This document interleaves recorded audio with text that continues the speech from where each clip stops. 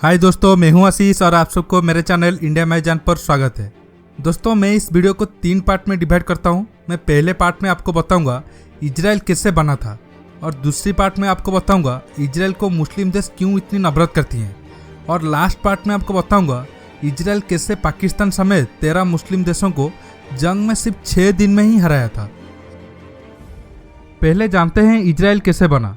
जब भी इजराइल की बात होती है तो लोग सिर्फ बात करते हैं कि एक ऐसा यहूदी देश जो चारों तरफ से मुस्लिम देशों से घिरा हुआ है। हालांकि आज इजराइल के अपने सभी पड़ोसी मुस्लिम देशों के साथ बेहद खराब रिश्ते हैं, लेकिन ऐसा नहीं है कि ये सब शुरू से ही ऐसे थे। एक समय था जब इजराइल के नाम से जाने वाली जगह बेहद ही शांत थी और वहाँ पर यहूदी और मुस्लिम सभी शांति से रहते थे। इस दिक्कत की शुरुआत तब हुई जब ब्रिटेन का राज खत्म होने के बाद दुनिया भर में फैले हुए यहूदियों ने एक ही जमीन को अपनी देश मान लिया। हालांकि 1947 में यूएन ने इस जगह को 2 देशों में बांट दिया और तब इजराइल 6.5 लाख लोगों के साथ एक नया देश बन गया। अब जानिए क्यों मुस्लिम देश इजराइल को खत्म कर देना चाहते हैं। आपको बता दें कि इजराइल दुनिया का एकमात्र ऐसा देश है जो अपनी सुरक्षा के लिए किसी भी हद तक जा सकता है। इजराइल चारों ओर से दुश्मनों से घिरा हुआ है। इजराइल की नीति है अपने दुश्मन को जड़ से उखाड़ फेंकना और यही वजह है आज इजराइल की गिनती दुनिया की सबसे शक्तिशाली देशों में होती है।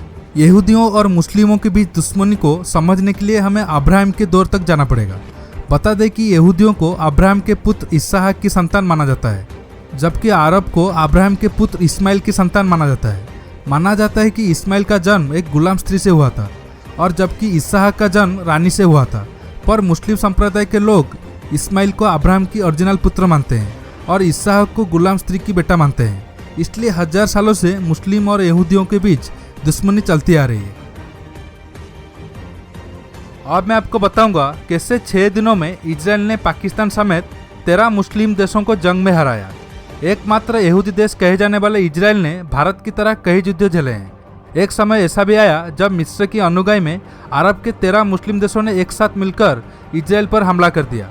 इस युद्ध में पाकिस्तान भी शामिल था और उसने मिस्र की तरफ से अपने सैनिक भेजे।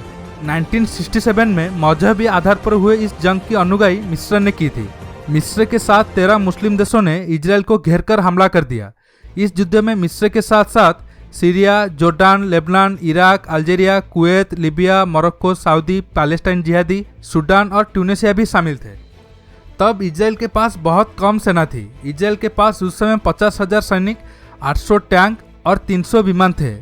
वही मुस्लिम देशों के कुल मिलाकर 5,47,000 सैनिक, 2500 से ज़्यादा टैंक और 900 से ज़्यादा विमान थे। यह युद्ध 6 दिनों तक चला, 5 जून 1967 से 10 जून 1967।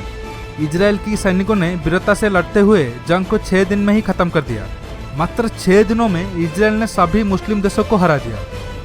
युद्ध में इजराइल के 900 से ज़्यादा सैनिक शहीद हुए, 400 टैंक, 46 विमान भी नष्ट हो गए, 4500 से ज़्यादा इजराइल सैनिक भी घायल हुए और साथ ही 20 इजराइल नागरिकों की भी जान चली गई। अरब देशों को ये युद्ध बहुत भारी पड़ा। इस युद्ध में 15,000 मिस्र के सैनिक, 6,000 जोर्डान के सैनिक और 2500 से ज़्यादा सीरिया के सैनिक मारे गए। बाकी सभी देशों के मिलाकर 1300 से ज़्यादा सैनिक मारे गए। मुस्लिम देशों के 450 से ज़्यादा विमान को इजराइल सैनिकों ने मार गिराए। इस लड़ाई में मुस्लिम देशों ने हार तो गए ही, उसके साथ साथ इजराइल ने बटमार में मिले पैलेस्टाइन की जमीन पर भी कब्जा कर लिया। इस लड़ाई में आधा जेरूसलम शहर इजराइल के कब्जे में आ गया।